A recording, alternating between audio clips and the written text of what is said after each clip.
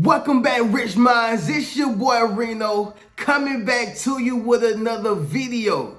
And today's topic is gonna be 5 signs they want you back.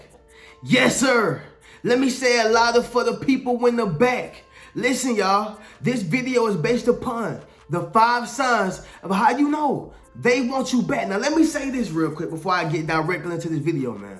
I need you to realize people want you back, or that particular person wants you back because of who you are as an individual, who you are as a person. Yes, sir, I'm talking about sometimes people mishandle you when they have you in their possession. But the moment they lose you, in the moment that you're no longer available, that's the moment they realize who you were to them.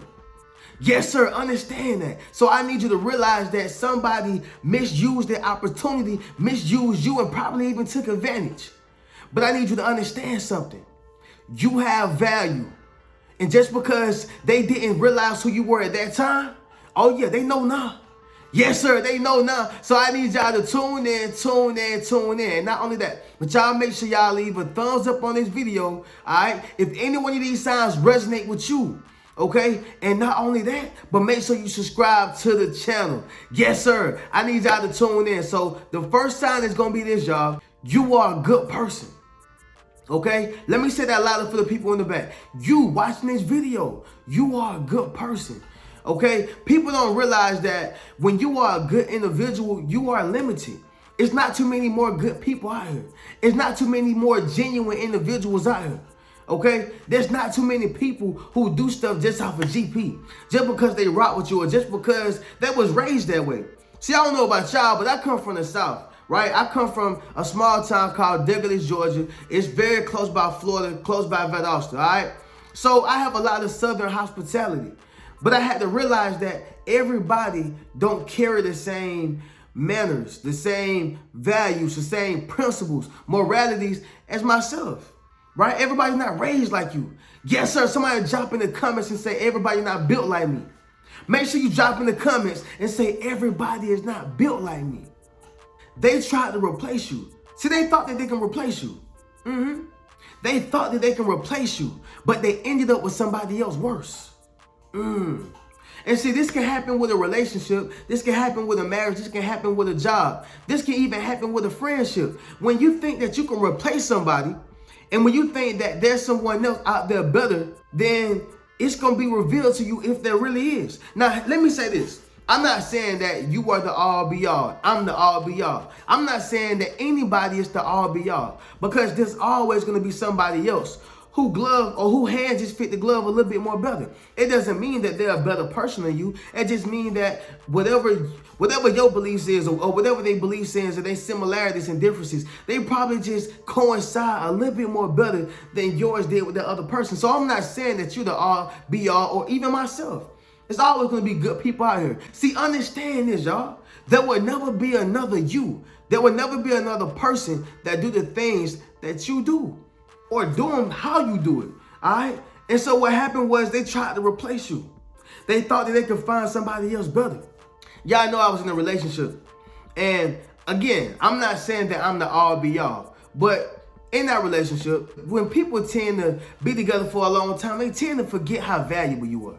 Yes, sir, they tend to forget, right, how much value that you brought to the table. They tend to forget that. And so in this particular relationship, the value was lost, the respect was lost, and understanding how significant I was to that person, it was lost. They didn't really see it. They had access to me all day until the opportunity presented themselves to say, you know what, I probably want to cheat or commit adultery, or whatever the case is, right? And in this case, it's cheat. When that opportunity presented itself, I walked away. And years later, time went by. And guess who missed who? Yes, sir. Guess who regret who? Guess who regret losing who? See, you are a good person. And the moment you walk out their life, they're going to meet. They probably won't even understand it, right? They probably won't even understand it. Maybe the first year, 2 years. Sometimes it could take 5, 10 years for a person to actually understand. For a person to actually realize, like, oh, hold on, what's going on? Right? Or, man, they used to do this. They used to fix my breakfast like this, right? or just whatever, or a particular job. Man, they used to come to work on time. We done hire Robbie, and Robbie just come in whenever he wants to. I mean, understand what I'm saying? So what people don't realize is whenever you try to replace somebody, you better make sure that they're very well replaceable. You better make sure that they're very well replaceable. Somebody drop in the comments and say, you can't replace me. Yes, sir. Make sure you drop in the comments and say, you can't replace me. Somebody tried to replace you, and they ended up with somebody else worse. Number two, the second one, y'all, is going to be this. They miss you. They miss everything about you. And they searching for all the feelings you gave them in another person, but they'll never find them because they not you. See, this is where a lot of people go wrong in, right? You go wrong thinking that, man, you know what? I can get what you gave me in another person. I can get what you did for me in another person. Somebody else will do it too. That may be very well true. But the likelihood of finding that the very next day is very unlikely. Yes, sir. You ain't finna find somebody, right? For all my ladies or for all my fellas to wash your clothes, cook your food, and actually be there for you tomorrow, right? And for all my ladies, you're not gonna find somebody that's gonna provide, protect, and do all the things that a man is, born to do the next day. It just doesn't happen that way. For a job, right? And guess what? It's likely or unlikely, but for a job, you probably not gonna find somebody who's dedicated to your job the way Rodney or Miss Barbara has for the last 10, 15 years. They dedicated. But just because they get older or just because they lose some type of value, however they may look at it, right? They lose some type of value, you want to go hire the young buck. But guess what? The young buck finna go to college. Yes, sir, the young buck, he still got time within his journey. They're not going to be as dedicated as Mr. Robbie or Miss Barbara. They're not going to be as dedicated. So what am I saying? They tend to forget the fact that, man, maybe I'm going to miss them. Or maybe when we let them go, we're not going to have that same valuable worker. We're not going to have that same valuable husband, wife, boyfriend, girlfriend. We won't have that same valuable being. See, when you have value, it's hard to replace that overnight.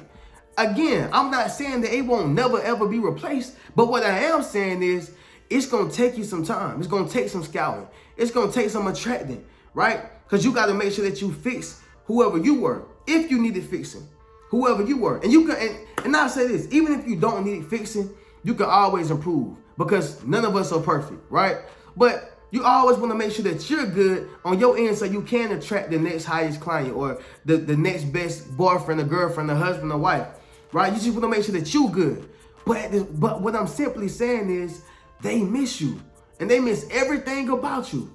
And they searching for everything that you did, all the feelings you gave them. And they're looking for it in another person, but they'll never find it. You'll never find McDonald's and Burger King. Yes, sir, you will never find Burger King inside the Wendy's. It's just never going to happen that way. Whenever you go to Burger King, you can expect to see a Whopper. You can expect to see the Big King, etc., etc. Whenever you go to McDonald's, you can expect to see the Big Mac. You can expect to see the McDouble, double cheeseburger. The list goes on. You can expect these things. But you can never expect something or someone out of another person, right? And that's another way you place more stress on yourself and the other person, more pressure on yourself and the other person. All I'm simply saying is this right here. They miss you. And they searching for everything you gave them in another person, but they'll never find it because that person is simply not you. You can't be duplicated. Yes, sir. Number 3, they going through it right now. They going through it right now. And they need you to come save them. Let me say this one more time. They are going through it right now. And I'm not prophesying this over nobody. I hope they're doing well. Okay, I want to make sure I say this. I hope that they're doing well. I don't wish no bad on nobody. I wish nothing but success, blessings, and prosperity on my enemies as well as my friends and people who I don't even know. I wish that on everybody. But the reality is the reality. Somebody is going through it right now. And it's simply because they chose another person, another job, another, client, another whatever. And they thought that they was gonna get that same treatment, that same value from the person who just left out of the new person. And that new person showed them why they're new. That new person showed them why you can't jump into another relationship or jump into another friendship or jump into something new expecting for it to be treated like the old thing. It's just not gonna happen. See, but you don't understand is they are going through it right now. And I want to give an example about this, right? The movie Temptation, not the Temptation with the singers, but the movie Temptation with Tyler Perry. And matter of fact, I used an analogy from that movie because it's so many hidden gems, and it's so many, just so many lessons inside that, right? But another lesson I got from that is this right here. They're going through it. In the movie Temptation, the girl, she started dealing with this dude, who was rich, right? He had all the resources, nice house, right? Just everything, okay? And what happened was she ended up seeing the real person. She ended up seeing exactly who this guy was. She ended up seeing the things that she thought it was all a facade. It was all an illusion, right? Yeah, so everything she seen, it was that. But it was stuff behind that, right? It was stuff behind that. What am I saying? When she actually got with this guy, she started getting beat, abused, contracted AIDS. Just everything. He wasn't respecting her nor her mama. The other dude was doing all that plus more. All that plus more. What am I saying, Reno? She began to start going through it. And in that movie, who came and saved it? The boyfriend. The one that she rejected. Yes, sir, the one that was there for her and she turned her back on him. For a person, the new person, right? Searching for the feelings that he gave her in another man. Just because he's providing a new experience. Thinking that she's going to be treated just like the old boyfriend was. What am I saying? At the end of the day, whether you get with someone new or anytime you get with someone new, you have to realize that you're taking a chance. There's nothing wrong with taking chances, and there's nothing wrong with taking risk. Don't risk a good thing for something worse or for something bad, right?